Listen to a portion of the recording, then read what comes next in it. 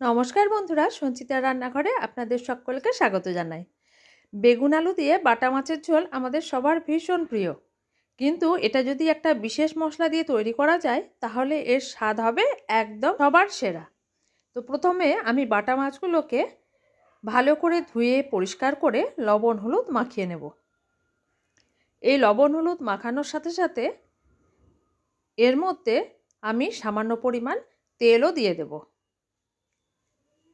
এই অবস্থায় যদি মাখানোর সময় একটু তেল দিয়েও মাখানো হয় তাহলে ভাজাটা বেশ ভালো হয়, আর গায়ে কিন্তু সেইভাবে কিছু ছিটে আসে না। লবণ হলুদ দিয়ে মাছটা মাখানো থাক, আর আমি যে বিশেষ মশলাটা দেব সেটা রেডি করে নিই। একটা বাটির মধ্যে 2 চামচ পরিমাণ নিয়েছি কালো সর্ষে আর 2 চামচ নিয়েছি জিরে। এবার এটাকে আমি খানিকক্ষণ জলে ভিজিয়ে রাখবো, যাতে পরবর্তী সময়ে যখন আমি এটা বেটে নেব যাতে একটা মিহি পেস্ট তৈরি হয়, কোনো রকম দানা বা ছিবড়ে না থাকে সেই জন্যে।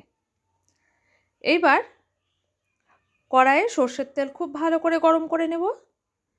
এই গরম তেলের মধ্যে বাটা মাছগুলোকে আমি 2-3 ভাগে ভেজে নেব।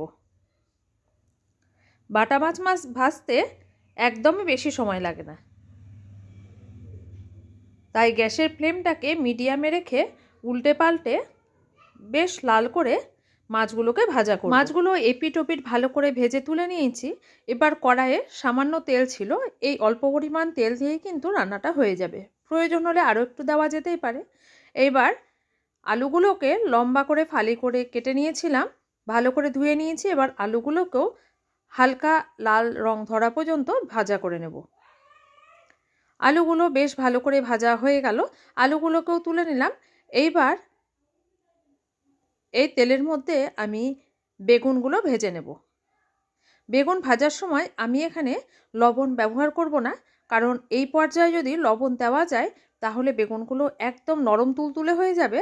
পরবর্তী সময়ে ঝোলে দিলে সঙ্গে সঙ্গে কিন্তু গলে প্যাঁক হয়ে যাবে। সেই জন্য বেগুনগুলোকে একটু হাই ফ্লেমেই উল্টে পাল্টে ভেজে নিলাম, কোনো রকম লবণ হলুদ ছাড়াই। তবে চাইলে হলুদ দেওয়াই যেতে পারে। এদিকে আমার সর্ষে আর জিরেটা ভালো মতো ভিজে গেছে। জল ঝরিয়ে ভালো করে ধুয়ে অল্প লবণ আর কাঁচা লঙ্কা দিয়ে বেটে মিহি পেস্ট তৈরি করে নেব। লবণ আর কাঁচা লঙ্কা দিয়ে সর্ষে বাটলে এটা একদমই তেতো হবে না।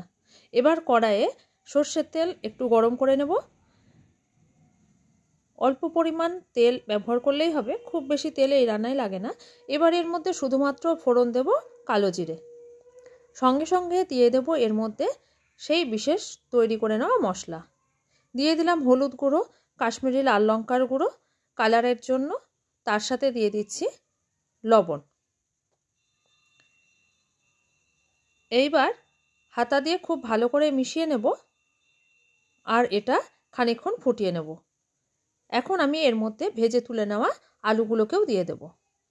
এতে করে মশলা কষানোর সাথে সাথে আলুগুলোও কিন্তু সেদ্ধ হয়ে যাবে, আমাদের কাজটাও এগিয়ে থাকবে। মাঝে মাঝে ঢাকা খুলে অবশ্যই দেখে নেব, না হলে সর্ষে কিন্তু তলায় ধরে যেতে পারে, কারণ মশলাতে কিন্তু আমরা খুব বেশি জল দিইনি। এই রকম পর্যায়ে যখন এটা শুকনো শুকনো মাখো মাখো হয়ে যাবে তখন এর মধ্যে আলু সেদ্ধ করার জন্য গরম জল দিয়ে দেব। খুব বেশিক্ষণ সর্ষে কষাবো না, সর্ষে বেশি কষালে আবার তেতো হয়ে যায়। আলুগুলো সেদ্ধ হয়ে যাক, ঢাকা দিয়ে রাখবো 5 মিনিট। 5 মিনিট পর ঢাকা খুলে দেখব 80% সেদ্ধ হয়েই গেছে। তখন এর মধ্যে আমি ভেজে তুলে নেওয়া মাছ আর বেগুনগুলো দিয়ে দেব।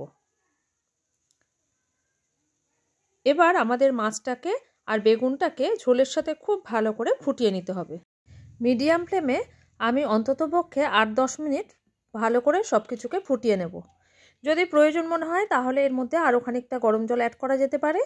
একটু হাতা দিয়ে চেপে চেপে দেব সব কিছুকে, মানে ঝোলের মধ্যে যাতে সব কিছু ডুবে ভালো করে ফুটে যায়। মাছ যত ভালো করে ভাজা হবে আর ঝোলে ফুটে নরম হবে তত কিন্তু এই রেসিপির টেস্ট বেশি হবে। এইভাবে এটা 10 মিনিট ফুটিয়ে নিলেই আমাদের রান্নাটা রেডি হয়ে যাবে। বাড়িতে অবশ্যই এই রেসিপিটা একবার বানিয়ে দেখবেন। এই বিশেষ মশলা ব্যবহার করে বাটা মাছের স্বাদ কিন্তু একদম সবার থেকে সেরা তৈরি করে নেওয়া যায়। অন্যান্য অনেক রেসিপির মধ্যে এটা আমার কিন্তু একটা প্রিয় রেসিপি। শেষের দিকে কয়েকটা কাঁচা লঙ্কা ছিঁড়ে ওপর থেকে দিয়ে গ্যাসের ফ্লেম বন্ধ করে 5 মিনিট ফুটিয়ে নেব। তারপরে গরম ভাতের সাথে পরিবেশন করব এই রেসিপি। নমস্কার।